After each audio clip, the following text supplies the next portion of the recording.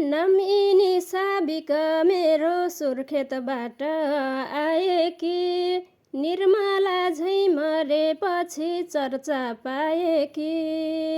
शनिबार घुम्न जाउँला भन्यो काउलो घसेर, मिठा मिठा बात मारौँला सँगै बसेर। आमासँग झुट बोलेर भेट्न गएँ म पनि, के थाहा उसको मनमा त्यत्रो पाप छ भनी।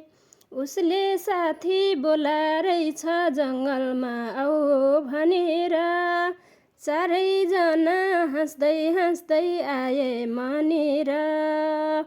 भाग्न खोजे गुहार मागे कपाल छोप्यो एउटाले, घिसारेर लिएर आइज भन्यो छेउकाले।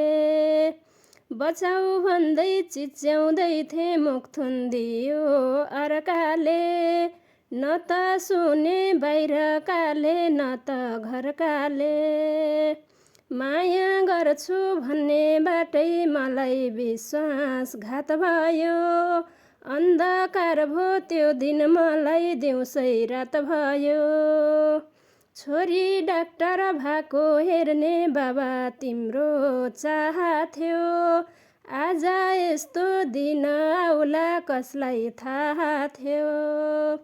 ती पापीले लुछी लुछी मारे तिम्री छोरीलाई, आमा तिम्रो काखरी तियो जुनी भरिलाई। भागीरथी निर्मला यिनी सारा सालिनलाई, छिट्टै न्याय दिनु है त बालेन रविदाई। छानबिन गरी फाँसी देन सरकार बलात्कारीलाई, बाँच्नै मुस्किल भएको छ हामी नारीलाई। बाँच्नै मुस्किल भएको छ हामी नारीलाई।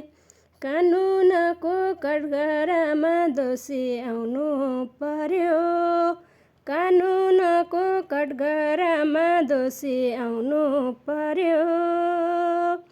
अपराधीलाई फाँसी हुनु